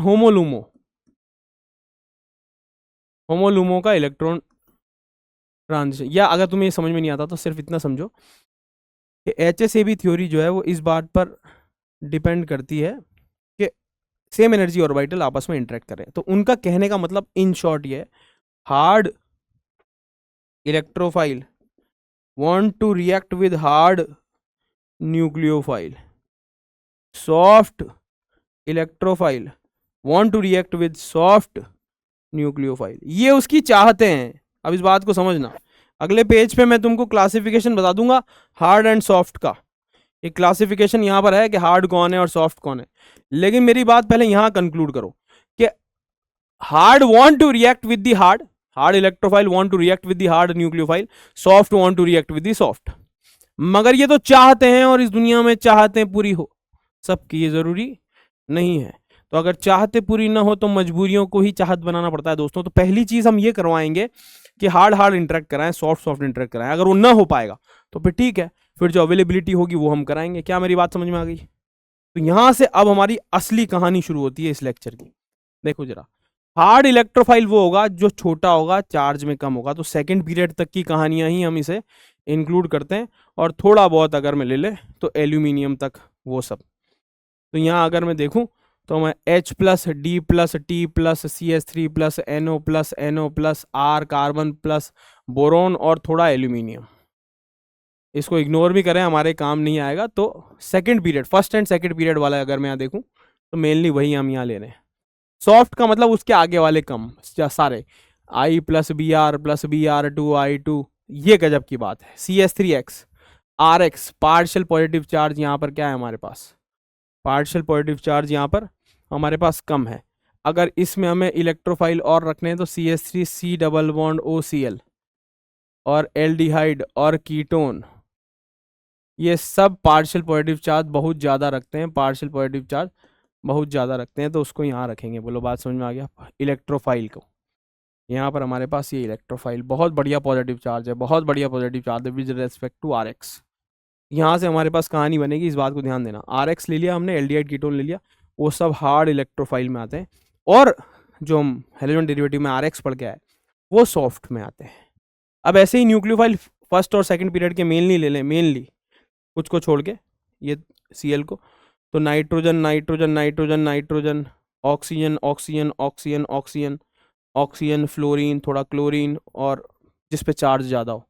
तो यहाँ पर अगर मैं देखूँ तो हमारे पास ये सब हार्ड न्यूक्लियोफाइल है, साइज छोटी चार्ज ज़्यादा। सॉफ्ट में हम यहाँ देखो किसको लग रहे हैं, अजीब सी बात, H माइनस, जो कि छोटा होना चाहिए था, लेकिन हम इनऑर्गेनिक में पढ़ के आते हैं इसकी साइज कहीं ना कहीं Br और आयोडीन के बीच की होती है। तो बड़ी साइज है, चार्ज बहुत बड़े एरिया पर डिस्ट्रीब्यूट हो जाता है, इसलिए चार्ज डेंसिटी बहुत कम हो जाती है, इसलिए उसको हमने इधर रखा। क्या मेरी बात समझ में आ गई? क्लियर है? बोलो, अरे बोलो, है ना? अब यहाँ पर अगर मैं सॉफ्ट में बात करूँ तो हमारे पास यहाँ क्या होगा, जरा देखो। सॉफ्ट में हम यहाँ किसको रखेंगे, सॉफ्ट में हम यहाँ, हार्ड में हम किसको रख सकते हैं, यहाँ हम RLi RNa RMgX इसको रखते हैं। और सॉफ्ट में MgX R2CuLi, गिलमांस रिएजेंट, चार्ज कम होता है, R2CD R2Hg, ये सब हमारे पास सोर्स ऑफ कार्बन आयन है, लेकिन चार्ज डेंसिटी कम होने की वजह से सॉफ्ट में आते हैं। फिर एल्कीन, बेंजीन, सल्फर, ये सब, सल्फर इस तरफ है, ऑक्सीजन उस तरफ है। Very importantly, oxygen is hard, sulphur is soft, alkene benzene is soft, ठीक है। RCOCl electrophile, aldehyde ketone electrophile is hard, and this RX is again soft. तो देख लो तुम, ये सॉफ्ट है ना, soft want to react with soft. तो अगर तुम्हें सल्फर एज न्यूक्लियोफाइल अटैक करना पड़ा RX पे, और ऑक्सीजन एज अटैक करना पड़ा RX में, और दोनों चॉइसेस हैं कि आप ऑक्सीजन भी अटैक करा सकते हो, सल्फर भी अटैक करा सकते हो, तो पहली चाहत क्या होगी, soft soft interaction, sulphur want will react with the RX। Similarly अगर मैं यहाँ देखूँ तो RCOCl आप ले रहे हो, ये हार्ड इलेक्ट्रोफाइल है। अब हार्ड इलेक्ट्रोफाइल को ऑप्शन तुम दोगे कि ऑक्सीजन से रिएक्ट करोगे विच इज़ हार्ड न्यूक्लियोफाइल, या सल्फर से रिएक्ट करोगे which is a soft nucleophile, तो उसकी पहली चाहत होगी ऑक्सीजन। क्या मेरी बात समझ में आ गई? तो ये आपस में बढ़िया रिएक्ट करते हैं, ये आपस में बढ़िया रिएक्ट करते हैं, ये इनकी पहली चाहते हैं। क्या मेरी बात तुमको समझ में आ गई? चाहते पूरी ना हो तो फिर मजबूरियों की तरफ जाया जाता है। जैसे मान लो हमारे पास ये कंपाउंड देख लो, अब इसमें हमारे पास दोनों है, O minus is a hard nucleophile, sulphur is a soft nucleophile. अब इसकी रिएक्शन आप करा दो CRX के साथ, कौन से एंड से रिएक्ट करेगा? सॉफ्ट सॉफ्ट, हाँ कि ना? तो सल्फर से फिर CH3 जुड़ेगा, ना कि ऑक्सीजन से, मेजर प्रोडक्ट में। अगर तुम इसकी रिएक्शन करा रहे हो RCOCl के साथ, गजब की बात, तो hard hard, it want to react with the hard. क्या मेरी बात तुमको समझ में आ गई है? ऐसे चीज़ें और प्रोडक्ट डिफाइन होते हैं हार्ड और सॉफ्ट से, है ना। देखिए जरा एक बार थोड़ा सा प्रैक्टिस कर लेते हैं कि उन क्वेश्चन की। हार्ड एंड सॉफ्ट हमें हो गए, समझ में आ गया। जैसे ये हमारे पास है सेकंड पीरियड, तो इसे हार्ड इलेक्ट्रोफाइल कहेंगे। और ये हमारे पास क्या हो जाएगा, साक्षात है नेगेटिव चार्ज, तो हार्ड न्यूक्लियोफाइल। इधर से इधर जा रहा हूँ तो हमारे पास ऑब्वियसली साइज जो है वो बढ़ती जा रही है, तो चार्ज डेंसिटी कम होगी, तो हम ये कहेंगे कि इसमें हार्डनेस घटेगी और सॉफ्टनेस बढ़ेगी। बात समझ में आ गई। ऑक्सीजन माइनस और सल्फर, तो हमारे पास ये कैसा है, हार्ड न्यूक्लियोफाइल है। ये सल्फर तो हमारे पास सॉफ्ट न्यूक्लियोफाइल होता है। H+ हार्ड इलेक्ट्रोफाइल है ना। और Cl+ हमने कहाँ रखा है, देखो जरा, Cl+ को हमने कहाँ रखा है, हमने, लगता है मुझे इसमें जगह नहीं दी है हमने Cl+ को। हाँ, Cl+ को हमने शायद जगह नहीं दी है ना। वैसे तो अगर देखो कई जगह इसको यहाँ रखा जाता है, लेकिन अगर हम हमारे लेवल पर समझे बीच में, मतलब कुछ बॉर्डर लाइन भी होते हैं, तो हम इसे यहाँ रखेंगे, ठीक है। तो ये हमारे पास रिलेटिवली, इससे रिलेटिवली सॉफ्ट इलेक्ट्रोफाइल है। यहाँ अगर मैं देखूँ तो ये हार्ड न्यूक्लियोफाइल है, और H-Br- की साइज का होता है ये सॉफ्ट हार्ड न्यूक्लियोफाइल, और ये सॉफ्ट न्यूक्लियोफाइल है। यहाँ अगर मैं देखूँ तो हमारे पास नेगेटिव चार्ज साक्षात है तो हार्ड है, और ये डीलोकलाइज हो रहा है, मतलब ये सॉफ्ट है। क्या मेरी बात समझ में आ गई, ये सॉफ्ट है रिलेटिवली, बोलो क्लियर है। अब चाहे तो हम, ये तो रिलेटिव चीज़ें है ना, अगर मैं इसमें रेजोनेंस करा दूँ, अगर मैं इसमें रेजोनेंस करा दूँ तो फिर इसको भी डिवाइड कर सकते हैं हम हार्ड एंड सॉफ्ट में। तो ये हमारे पास, अगर मैं इसमें, अरे रे, अगर मैं इसमें रेजोनेंस करा दूं तो हमारे पास यहाँ O- आएगा डबल बॉन्ड, तो इसके रेस्पेक्ट में ये हार्ड है ना, ये सॉफ्ट है, और ये क्या होगा, हार्ड होगा। अब ये हमारे पास हार्ड इलेक्ट्रोफाइल है, ये भी हमारे पास इलेक्ट्रोफाइल है, पॉजिटिव चार्ज बहुत बढ़िया, ये भी हार्ड है, और ये हमारे पास सॉफ्ट है। तो इधर से इधर जा रहा हूँ तो हार्डनेस बढ़ रही है। क्या मेरी बात समझ में आ गई। अब इसमें हम पहले बात कर ही चुके कि यहाँ पार्शियल पॉजिटिव चार्ज ज़्यादा होता है, तो ये हमारे पास हार्ड इलेक्ट्रोफाइल है, और ये हमारे पास सॉफ्ट इलेक्ट्रोफाइल है। Hard want to react with hard, soft want to react with soft. RMgx हमारे पास हार्ड में हमने रखा है, और ये रेजोनेंस कर रहा है हमारे पास, तो ये कैसा होगा, सॉफ्ट होगा, है ना। फिर ये न्यूक्लियोफाइल है, ये हमने सॉफ्ट में रखा है, ये रेजोनेंस कर रहा है तो इसे हमने सॉफ्ट में रखा है, इसको हमने हार्ड में रखा है, इसको हमने हार्ड में रखा है। अब क्वेश्चन कैसे बन सकता है जरा देखो, या आपको ये पूछ लिया जाए और प्लस हमसे कह दिया जाए कि RMgx की रिएक्शन कराओ फॉलोड बाय H2O कर देना। यहाँ हमसे पूछा जाए कि भाई हमने यहाँ पर रिएक्शन कराई है R2CuLi गिलमांस से, फॉलोड बाय H2O कर देना। तो सिंपल सी बात है कि ये हमारे पास हार्ड और ये सॉफ्ट इलेक्ट्रोफाइल है, और ये हमारा हार्ड है, तो it want to react with this. तो प्रोडक्ट यहाँ हमारे पास क्या बनेगा, OH और R। और अगर मैं R2CuLi की बात करूँ तो ये हमारे पास सॉफ्ट है, और ये भी क्या हमारे पास सॉफ्ट है, तो हमारे पास यहाँ प्रोडक्ट क्या बनेगा, R डबल बॉन्ड O-, जो कि H+ देके और टॉटोमराइज करा के वापस से C double bond O generate कर देगा। This is 1,4 addition. Why this is 1,4 addition, क्योंकि H तुमने 1 पर जोड़ा है और R तुमने 4 पे जोड़ा है। बोलो बात समझ में आ गया। और यहाँ हमारे पास H तुमने 1 पे जोड़ा है, R तुमने 2 पे जोड़ा है, तो ये कहलाएगा 1,2 एडिशन। ये किसका परिणाम है, हार्ड हार्ड का। ये किसका परिणाम है, सॉफ्ट सॉफ्ट का।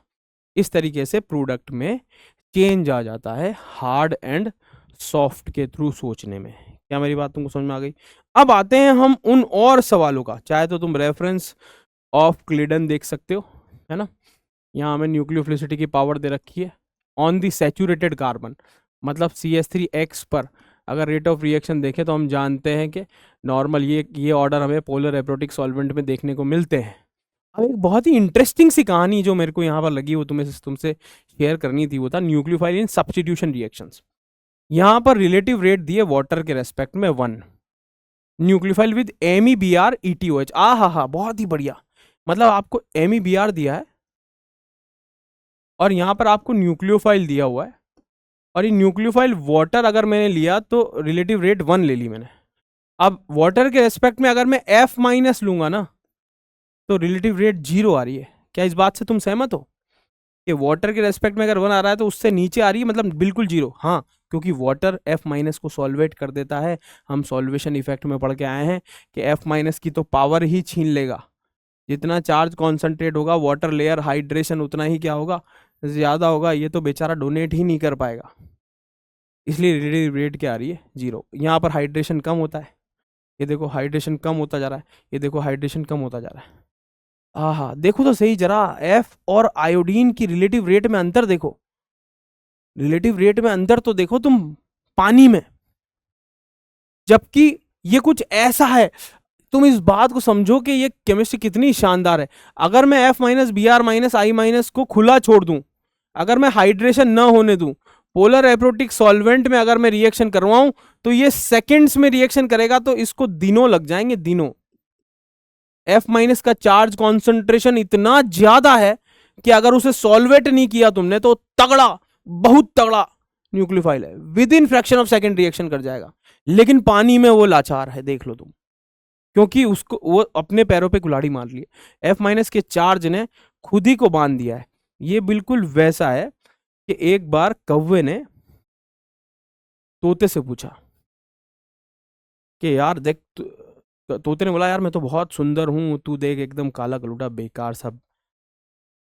थोड़े समय बाद एक शिकारी आया और तोते को बांध के पिंजरे में ले गया और किसी अमीर को बेच दिया। वो वापस मिले और उसने कहा कि बेटा जो तेरी सुंदरता है ना, वही तेरे गुलाम होने का कारण है।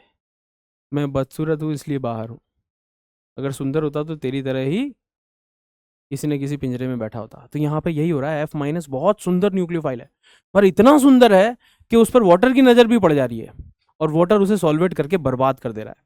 क्या मेरी बात समझ में आ गई? आयोडीन घटिया है, इतना घटिया है कि उसका आयोनाइजेशन ही नहीं हो पाता, तो फिर वो न्यूक्लियोफाइल की तरह अटैक कर पाता है वाटर में। क्या मेरी बात तुमको समझ में आई? तो सॉल्वेशन इफेक्ट हम पढ़ के आते हैं। तो देखो तुम, वाटर ने अपाहिज कर दिया है एफ माइनस को। क्या मेरी बात तुमको समझ में आ गई? This is the relative rate, एक ये रेट में तुमको समझाना चाह रहा था। फिर हमने कहा था, ये देखो एक और रेफरेंस है कि हार्ड न्यूक्लियोफाइल और सॉफ्ट न्यूक्लियोफाइल क्या करता है, स्मॉल होता है, लार्ज होता है, चार्ज होता है, न्यूट्रल हो सकता है ना, लो एनर्जी होमो होता है, हाई एनर्जी होमो, ये उसको समझ में आएगा एमओटी अगर आपने पढ़ा हुआ है तो, है ना। अटैक करना चाहता है सीओ के ऊपर, जैसे कि ये है, चाहता है, पूरी हो वो न हो वो अलग बात है, ठीक है। Like to attack on this saturated carbon, sulphur R X पर, आर सी एल पर अटैक सल्फर बहुत बढ़िया करता है, ना कि ऑक्सीजन, क्योंकि हम बता के आए हैं तुमको, क्योंकि तो ये सॉफ्ट सॉफ्ट है, ये सॉफ्ट सॉफ्ट है, ये सॉफ्ट सॉफ्ट है। क्या मेरी बात तुमको समझ में आ गई? तो ये क्लेडन का रेफरेंस अपन ने ले लिया। अब अगर मान लो क्वेश्चन और पूछा जाए कि कंपेयर दी हार्डनेस या इलेक्ट्रोफिलिसिटी, तो सिंपल सी बात है भाई, पार्शियल पॉजिटिव चार्ज देख लो और तुम्हें आंसर मिल जाएगा। अगर यहाँ देखें, ये रेजोनेंस कर लेगा तो यहाँ पार्शियल पॉजिटिव चार्ज आएगा, यहाँ पर हमारे पास पार्शियल पॉजिटिव, ये पॉजिटिव चार्ज आएगा, बैक बॉन्डिंग ही तो है ना। तो ऑक्सीजन जो है वो सबसे ज़्यादा पॉजिटिव चार्ज क्रिएट करेगा क्योंकि इलेक्ट्रोनेगेटिव भी ज़्यादा है, तो नंबर 1 ये होगा, नंबर 2 ये होगा, है ना। फिर नंबर 3 सल्फर है, माइनस आई, सॉरी क्लोरीन है, is minus I is more powerful than plus M, तो थर्ड ये होगा। फिर एल्डिहाइड में फॉर्मेल्डिहाइड होगा, चौथा। फिर हमारे पास अगर मैं यहाँ पर H ले लूँ एल्डिहाइड, तो यहाँ पर हमारे पास पॉजिटिव चार्ज कम हो गया ड्यू टू प्लस आई। फिर इसके बाद चाहो तो आप कीटोन ले सकते हो क्योंकि दो दो प्लस आई आ रहा है। फिर आप चाहो तो ऑक्सीजन रेजोनेंस कर रहा है, मगर दोनों तरफ रेजोनेंस कर रहा है, तो पार्शियल पॉजिटिव में कमी तो आएगी लेकिन उतनी नहीं आएगी जितनी यहाँ आ रही है, क्योंकि ये तो एक तरफा रेजोनेंस कर रहा है, तो सारा प्यार यहीं लुटा रहा है, तो यहाँ पार्शियल पॉजिटिव चार्ज में रिलेटिवली कमी आ जाएगी। यहाँ दो तरफ रेजोनेंस है, क्रॉस रेजोनेंस है इसका, तो उतना कम न कर पाएगा, तो ये हो जाएगा। फिर ऑक्सीजन से बेटर नाइट्रोजन इलेक्ट्रॉन देकर पार्शियल पॉजिटिव चार्ज में कमी लाएगा, तो इलेक्ट्रोफिलिसिटी और कम हो रही है, पॉजिटिव चार्ज और कम। फिर नेगेटिवली चार्ज है अगर वो, तब तो बहुत ही बढ़िया। क्या मेरी बात तुमको समझ में आ गई? इसको नेगेटिव, है ना। और नेगेटिव में हमारे पास ऑक्सीजन भी है और नाइट्रोजन भी है, तो ऑक्सीजन जो है वो उससे ज़्यादा आसान कौन देता है? नाइट्रोजन। तो इसके बाद हमारे पास ये आएगा और इसके बाद फिर ये लास्टली नाइट्रोजन, है ना। इसके बाद ये, फिर इसके बाद ये। क्या मेरी बात तुमको समझ में आ गई है? क्योंकि ऑक्सीजन से ज़्यादा आसान कौन देगा? नाइट्रोजन। इलेक्ट्रोनेगेटिविटी क्या है? कम है। तो this is the order of electrophilicity. अब आती है बहुत गहरी बात, अब आती है एल्डोल की बातें, अब आती है जो तुम्हारे कॉन्सेप्ट हिला देगी। अब कॉन्सेप्ट हिला देने वाली कहानियां अब से शुरू होती है, ध्यान से देखना। सर आपने बोला हार्ड हार्ड सॉफ्ट सॉफ्ट, ठीक है साहब। सर ये क्या है? ये तो देखो सर सॉफ्ट न्यूक्लियोफाइल है, कारण है रेजोनेंस कर रहा है। आपने कहा था डीलोकलाइजेशन बेकार चीज है, तो ये तो सॉफ्ट है, ठीक है। और ये आपने रखा था हार्ड में, तो ये हमारे पास हार्ड इलेक्ट्रोफाइल है। लेकिन सर ये रेजोनेंस भी तो कर लेगा ना, और रेजोनेंस कर लेगा तो O माइनस पर नेगेटिव चार्ज आएगा, डबल बॉन्ड आएगा।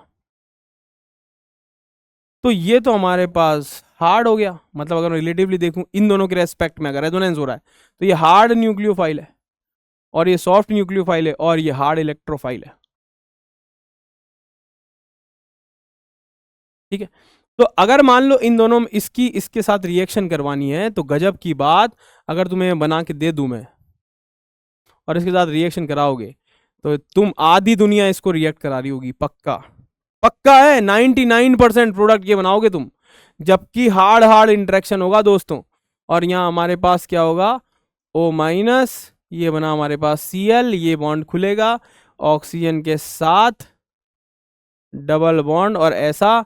और ये इंटरनल न्यूक्लियोफिलिक अटैक, ये टेट्राहेड्रल इंटरमीडिएट बनता है। जब भी बनता है टेट्राहेड्रल इंटरमीडिएट, अगर वो अनस्टेबल है, अनस्टेबल कैसे है कि उसके पास एक लीविंग ग्रुप है, तो मैं तो इसे कहता हूँ माँ, है ना। अगर माँ बाजू में बैठी है तो एक्स कैसा भी हो उसे जाना पड़ेगा, चाहे वो लिविंग ग्रुप अच्छा हो चाहे बुरा हो, उसे जाना पड़ता ही है। तो ये टेट्राहेड्रल इंटरमीडिएट अनस्टेबल है, तो अपने आप को स्टेबल करने के लिए CO बॉन्ड को वापस से क्रिएट करता है, which is the strongest bond. बोलो बात समझ में आ गया? तो यहाँ हमको क्या देखने को मिलेगा? C डबल बॉन्ड O देखने को मिलेगा। ये हो गया हमारे पास, ये हो गया, और ये डबल बॉन्ड और हो रही है। तो इसको क्या बोलते हैं अपन? इसलिए बोलते हैं हम इसको असाइलेशन ऑफ इनोलेट। कौन सा ग्रुप जोड़ दिया मैंने? Acylation of enolate. ये असाइल ग्रुप जोड़ दिया मैंने इसको, इनोलेट। बहुत बढ़िया, 100% गलती की गारंटी है अगर ये सवाल आया तो, क्योंकि आप यहां से कराओगे 100% गलत होने की संभावनाओं के साथ। सिमिलरली अगर आप ये लेते हो, तो हमारे पास, हम इसकी बात करके आए हैं अभी, ये सॉफ्ट है ना। पढ़ लेना चाहे तो पिछली स्लाइड में लिखा हुआ है, क्योंकि RX सॉफ्ट था और RCOCl हार्ड था। तो अगर मैं अब यहाँ अटैक करूँ तो अटैक किससे होगा? इससे होना चाहिए। क्या मेरी बात तुमको समझ में आई? अरे बोलो। तो हमारे पास यहाँ सॉफ्ट का अटैक होना चाहिए, अगर मैं इसको तुम्हें परोस के दे दूँ तो। क्या मेरी बात तुमको समझ में आ गई है? बोलो, क्लियर है? कोई परेशानी हार्ड एंड सॉफ्ट चूज करने में, है ना? इसको बोलते हैं हम अल्काइलेशन ऑफ इनोलेट। तो हार्ड एंड सॉफ्ट अगर नहीं आएगा तो गलती करोगे। अब सर आपने यहां बोला है, गजब की बात सर, आप मुकरना मत अपनी बात को, HH और SS इंटरेक्शन होते हैं, क्या हमेशा होगा ऐसा? मैंने पहले ही कहा है कि ये चाहते हैं, और चाहते हमेशा पूरी हो, ये जरूरी नहीं है दोस्तों। तो अगला सवाल मेरा यही है, क्या HH और SS की कहानी हमेशा सत्य है क्या? चेक करते हैं दोस्तों, कि मैंने यहाँ इनोलेट बनाया, इसका रेजोनेंस कराया, और यहाँ पर हमारे पास O माइनस आ गया, ये डबल बॉन्ड आ गया, ये हमारे पास सॉफ्ट है, कार्बन पर है, और नेगेटिव चार्ज अगर ऑक्सीजन पर आएगा तो रिलेटिवली हमारे पास ये क्या हो जाएगा? हार्ड हो जाएगा। तो ये सॉफ्ट न्यूक्लियोफाइल है और ये हार्ड न्यूक्लियोफाइल है, ठीक है। सॉफ्ट बेस भी बोल सकता हूँ। न्यूक्लियोफाइल है हमारे पास, अभी तो अटैक कर रहा है। अब हमने ये ले लिया C डबल बॉन्ड O, ठीक है। तो पहली चाहत उसकी अपनी, अटैक कर दे वो आराम से, मस्त यहाँ अटैक कर दे। पार्शियल पॉजिटिव चार्ज यहाँ दिख रहा है, ठीक है, नेगेटिवली चार्ज है, और अटैक करा दे। और अटैक करा दे तो दो बातें हैं, या तो कार्बन से अटैक करा दिया ऑक्सीजन से। पहले तो ये बताओ सर अटैक कौन सा होगा? ये कौन सा? ये सर आपने हार्ड बोला था, ठीक है, यहाँ तो हार्ड ये है, तो आप ये कहना चाह रहे हो कि ये दोनों रिएक्ट करेंगे। कराओ, ये हो गया अटैक O माइनस, है ना, और ऑक्सीजन का अटैक करा दिया, ये ऑक्सीजन, और ये ऐसा, और ये डबल बॉन्ड, और ये अटैक करा दिया सर। आप कहना चाह रहे हो ये प्रोडक्ट बनेगा? ना ना ना ना ना, ये जो प्रोडक्ट है दोस्तों ये बना हमारा HH से, लेकिन ये नहीं बनेगा। क्यों नहीं बनेगा? क्योंकि यहाँ तुमने गलती से बना दिया है TI, और वो भी अनस्टेबल। कैसे अनस्टेबल TI? क्योंकि यहाँ आपने O माइनस बनाया, और यहाँ पर हमारे पास O माइनस के पास ये एक लीविंग ग्रुप बैठा हुआ है। मैंने कहा क्या कहा कि अगर माँ O माइनस को मैं माँ बोलता हूँ, माँ जिस कार्बन से जुड़ी है उसकी, उस पर अगर कोई भी लिविंग ग्रुप है, ऑक्सीजन धारी, नाइट्रोजन धारी, Cl, क्लोरीन, ब्रोमीन, आयोडीन, कुछ भी, तो ये टेट्राहेड्रल इंटरमीडिएट, क्योंकि sp3 हाइब्रिडाइजेशन है, अपने आप को रिट्रैक्ट करता है और इसको बाहर निकाल के वापस से रिएक्शन में कीटोन में बदल देगा। आपके रिएक्टेंट में वापस बदलाव आ जाएगा, मतलब ये वापस फेंक देगा इस रिएक्शन को पीछे। कारण है sp3 से sp2, which is example of steric acceleration. Steric acceleration, steric acceleration का एग्जाम्पल है, क्योंकि वहाँ पर हमारे पास लिविंग ग्रुप मौजूद है। तो मार्क माई वर्ड्स, अगर आपका टेट्राहेड्रल इंटरमीडिएट आप बना रहे हो और उसमें कोई भी लिविंग ग्रुप है, तो वो रिएक्शन पीछे भाग जाएगी पक्का। तो अब यहाँ मजबूरी क्या हो रही? पहले कह रहा है कि पहले तो हम जाएंगे, पहले तो हम जाएंगे, पहले तो हम रिएक्ट करेंगे। हमने कहा ठीक है कर लो भाई, करके देख लो। करके देखा, कुछ नहीं उखाड़ पाए, वापस आ गए। ठीक है, पहले जो है इन दोनों ने रिएक्ट कर लिया कि भाई हार्ड हार्ड, चाहत चाहत चाहत चाहत है मेरी, चाहत है मेरी। अब जब बेटा चाहत पूरी नहीं होगी तो मजबूरन फिर ये कहता है सॉफ्ट पे मैं भी ट्राई कर लेता हूँ, देखता हूँ मैं वापस आता हूँ कि नहीं आता हूँ। तो यहाँ मजबूरियां आ रही है कहानी में, और अगर ये अटैक करे तो तुम जो आज तक करते आए ना, वो कहानी का जवाब मिल जाएगा हमको कि O माइनस होगा और यहाँ अटैक हो गया C डबल बॉन्ड O, और ये हो गया। अब ये हमारे पास O माइनस जो क्रिएट हुआ, ये टेट्राहेड्रल इंटरमीडिएट नहीं बना। क्यों? क्योंकि ये O माइनस चाह के भी किसी को नहीं निकाल सकता। ये कार्बन है, ये कार्बन है, और ये कार्बन है, तीनों ही लिविंग ग्रुप नहीं है, तीनों ही लिविंग ग्रुप नहीं है। तो ये टेट्राहेड्रल इंटरमीडिएट स्टेबल है रिलेटिवली। यहाँ हमको लिविंग ग्रुप मिल गया, इसलिए चाहतों से भी प्रोडक्ट नहीं बना। तो कभी कभी चाहतों से प्रोडक्ट नहीं बनता। फिर याद करो एल्डोल में इसे ही तो तुम H प्लस दे देते हो H2O से, आया ना, और इसको H प्लस दे के प्रोटोनेशन करा के और यहाँ बना देते हो ये H, सॉरी ये आ गया हमारे पास OH, और ये बीटा हाइड्रोक्सी कीटोन, ये बन जाता है हमारा। समझ में आ गया? ये बन रहा है हमारा कौन सा, ये इसको याद करो, ये कौन सा प्रोडक्ट है तुम्हारा? एल्डोल का प्रोडक्ट है, एसीटोन का। तो जो तुम एल्डोल करा रहे हो वो तो असल में परिणाम है सॉफ्ट और हार्ड का। कारण है तुम्हारा हार्ड, और हार्ड रिएक्ट करके टेट्राहेड्रल इंटरमीडिएट बना रहा है विच इज अनस्टेबल। तो अगर आपका TI अनस्टेबल होगा तो रिएक्शन किधर चली जाएगी? पीछे भाग जाएगी। इसलिए झक मार के जब गुलाब जामुन न खा पाए तो रायता पी के ही काम चलाएंगे, हाँ कि ना? अब यहाँ देखो क्या कह रहे हैं, एल्डोल की किस्मत में हार्ड हार्ड प्रिफर्ड है, मगर प्रोडक्ट नहीं बना सकता बेचारा हार्ड हार्ड से। ये है हमारी कौन सी बात, गहरी बात, कि एल्डोल इज एक्चुअली परिणाम ऑफ हार्ड एंड सॉफ्ट। इसलिए मैंने कहा बकवास है।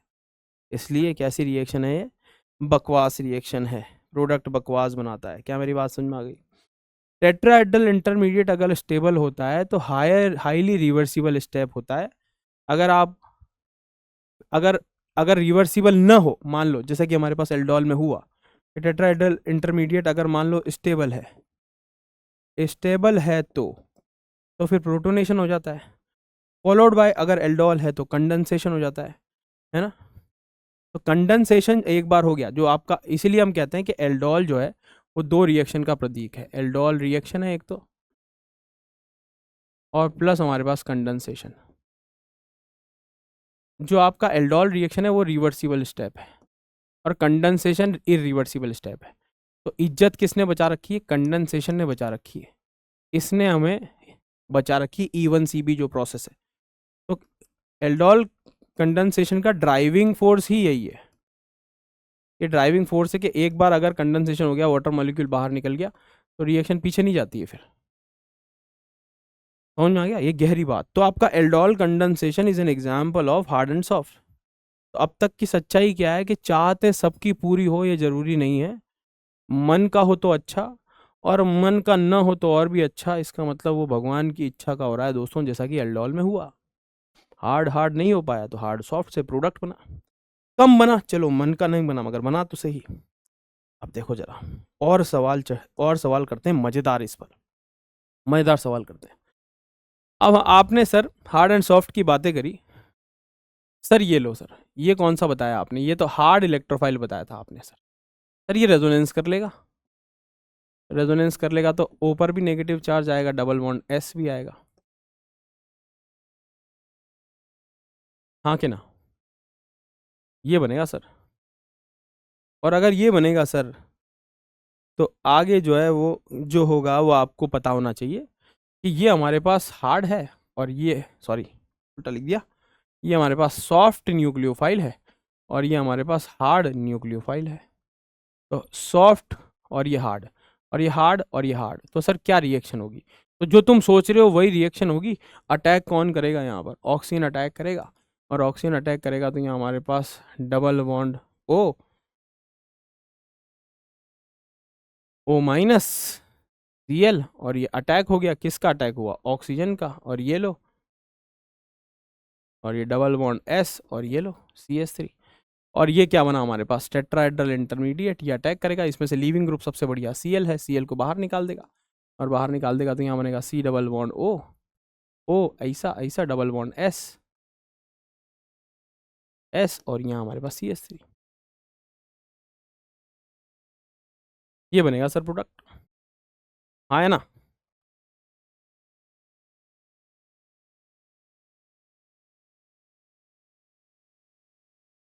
है ना? ठीक है, चल गया, कहानी सेट हो गई। अगला हमारे पास अगर ये है, तो ये हमारे पास सर ये सॉफ्ट था इलेक्ट्रोफाइल, तो फिर ये सल्फर अटैक करेगा, तो हमारे पास प्रोडक्ट हो जाएगा ये S, और S से हम जोड़ देंगे फिर इथाइल। ये लो, ये जुड़ गया हमारे पास। ये तो SN2 रिएक्शन हो गई, मस्त। ठीक है, कौन सा इंट्रेक्शन है? This is hard hard, this is soft soft. अच्छा सर इसका क्या करें? सर ये तो हार्ड है, हार्ड इलेक्ट्रोफाइल है, तो अटैक कौन करेगा सर? गजब की बात, हार्ड करेगा सर, हार्ड करेगा sir. Okay sir, okay sir करा देते हैं। ये लो करा दिया सर, O माइनस, ये मिथाइल इसका इधर लगा दिया, और यहाँ पर हमने आपके कहीं अनुसार ऑक्सीजन जोड़ा, नीचे ले गए सल्फर जोड़ा, और ये जोड़ दिया सर। लेकिन ये तो सर टेट्राहेड्रल इंटरमीडिएट है, और टेट्राहेड्रल इंटरमीडिएट है तो ये तो O माइनस आएगा, और फिर अब हमारे पास यहाँ O माइनस बैठा हुआ है, बेटर लिविंग ग्रुप, इसको ले जाएगा। अब यहाँ मत कहना ये क्यों नहीं गया, क्योंकि यहाँ बेटर लिविंग ग्रुप Cl मौजूद था, तो ये तो सर इस रिएक्शन को पीछे फेंक देगा। यस, ठीक है, तो इसका मतलब ये रिएक्शन तो नहीं हो रही। ठीक है, तो एक काम करो ना सर, सल्फर की जगह आपने ऑक्सीजन अटैक कराया ना, सल्फर को करा दो। अरे सल्फर को करा दोगे तो भी क्या हो जाएगा? O माइनस तो ये रहा, आपने सल्फर को अटैक कराया, ये लो डबल बॉन्ड O, और ये लो, तो सल्फर भी तो यहाँ लिविंग ग्रुप है, तो ये भी लेके भाग जाएगा। इसका मतलब इस पर ना तो ये अटैक कर सकता है नहीं ये, क्योंकि इस अनस्टेबल टेट्राहेड्रल इंटरमीडिएट बना रहे हो, अनस्टेबल। तो इसमें यहाँ हमारे पास क्या रिएक्शन आएगी? No reaction. देख लो तुम, सब प्रूफ मिल रहे हैं तुमको कि अनस्टेबल टेट्राहेड्रल इंटरमीडिएट नहीं बनाना है, अनस्टेबल टेट्राहेड्रल इंटरमीडिएट नहीं बनाना है। बहुत ही जबरदस्त लेक्चर है दोस्तों, सारे दिमाग के घोड़े खोल देगा तुम्हारे, अगर तुमने ढंग से सुना होगा तो अलग बात है ना? अब अगला देख लो हमारे पास। अब यहां अगर मैं देखूं तो RMGX हमारे पास हार्ड न्यूक्लियोफाइल है, और ये हमारे पास हार्ड इलेक्ट्रोफाइल है। कोई दिक्कत वाली बात नहीं है भाई, अटैक करा दो, ये लो। और यहाँ हम कराते ही आए हैं CH3, और ये O माइनस बनाते हुए आए हैं, कोई दिक्कत वाली बात नहीं है। O माइनस MgX, कोई दिक्कत नहीं है इसमें। KH की रिएक्शन कराई भाई साहब, ये तो तुम मना ही कर दो, क्योंकि हमने कहा है कि ये तो कभी भी न्यूक्लियोफिलिक, ये तो नॉन न्यूक्लियोफिलिक है, नॉन न्यूक्लियोफिलिक है, तो ये या LDA ले लो, ये तो H ही लेके जाएगा। H लेके जाएगा तो हमेशा क्या बनेगा यहाँ पर? ये बनेगा। बोलो हाँ कि ना, हाँ कि ना, हाँ कि ना। और वैसे भी तुम्हें याद होना चाहिए कि हमारे पास हार्ड इलेक्ट्रोफाइल है, और इसमें अटैक करना इज अ सॉफ्ट इलेक्ट्रोफाइल, और ये हमारे पास कैसा है? Soft electrophile. Soft want to react with the soft, और ये न्यूक्लियोफाइल की तरह अटैक भी नहीं करना पसंद करता। अब हमारे पास OH माइनस आ गए भाई साहब। अब OH माइनस के साथ दिक्कत ये है कि ये न्यूक्लियोफाइल भी है और बेस भी है। भूलना मत, तुमने E2 भी कराया और तुमने SN2 भी कराया। इसमें तुमने NaH से कभी SN2 कराया हो तो बताओ? कभी नहीं कराया है ना? सॉरी, NaH से हमने रिएक्शन किस में कराई है? इसमें कराई है।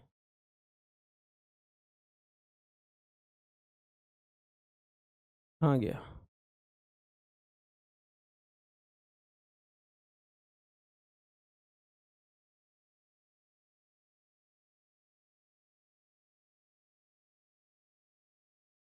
यहाँ हमने इसको कुछ और लिखना था, इसको करेक्ट करेंगे।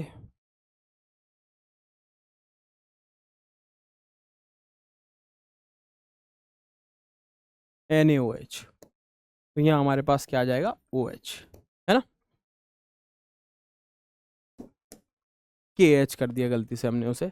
अब NaOH के साथ हम यहाँ रिएक्शन करा रहे हैं।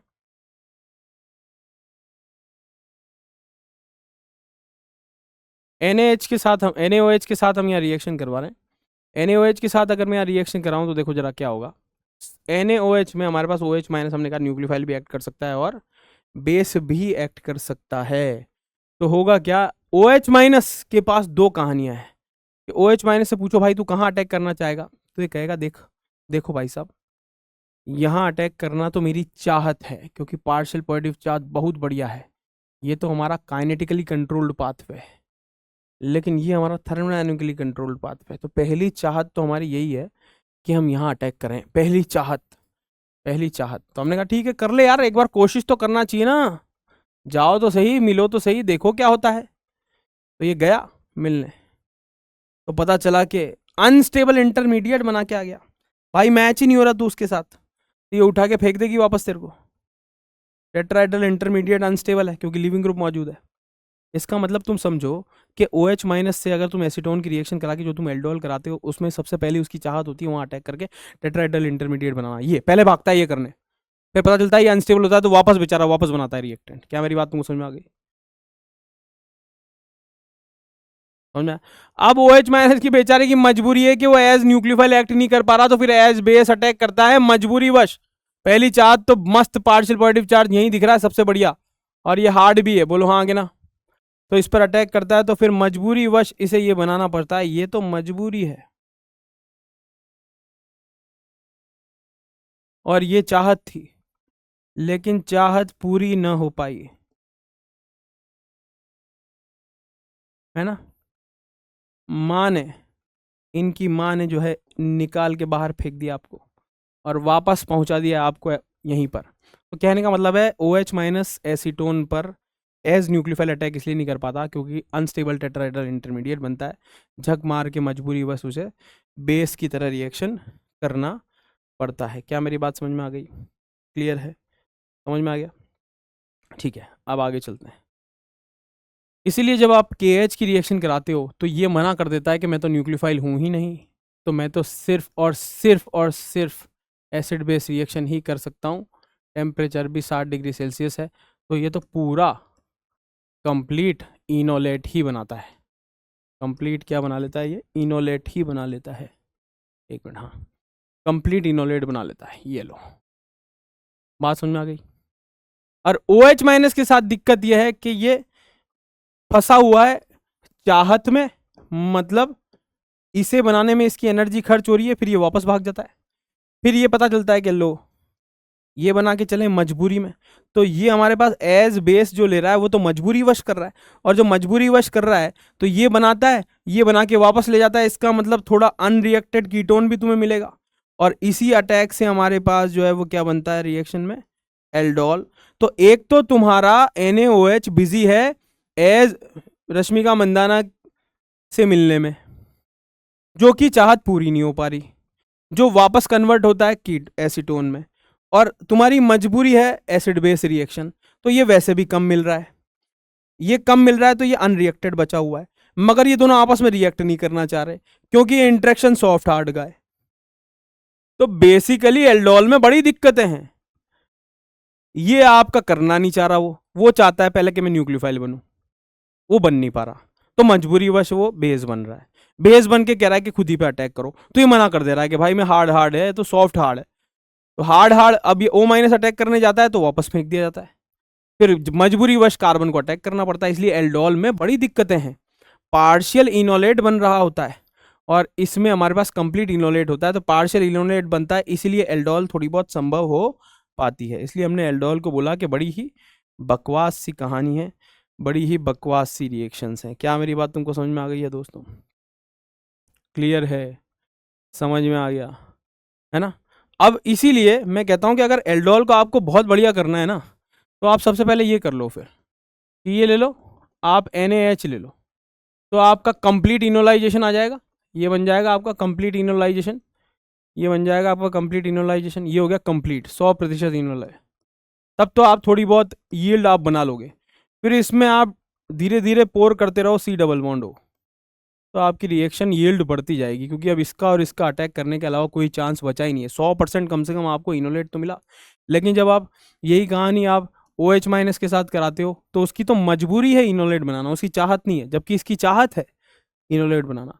तो 100% इनोलेट बनाता है, ये बेचारा फंसा रहता है कि इनोलेट बनाऊं कि टेट्राहेड्रल इंटरमीडिएट बनाऊं। चाहत तो मेरी टेट्राहेड्रल इंटरमीडिएट बनाने की है, लेकिन वो असफल प्रयास है। इसलिए इसके थ्रू जो यील्ड ऑफ द एल्डोल है वो क्या मिलती है? कम मिलती है। क्या मेरी बात समझ में आ गई तुमको? यील्ड एल्डोल की यील्ड मिलने के और भी कई कारण हैं जो हम एल्डोल में पढ़ते हैं फिर। ठीक है, बात समझ में आ गई? अब यहाँ देख लो तुम, एक बार और समझा देता हूँ। थर्मोडायनेमिकली कंट्रोल्ड बेस और काइनेटिकली कंट्रोल्ड बेस मैं बता चुका, KH है।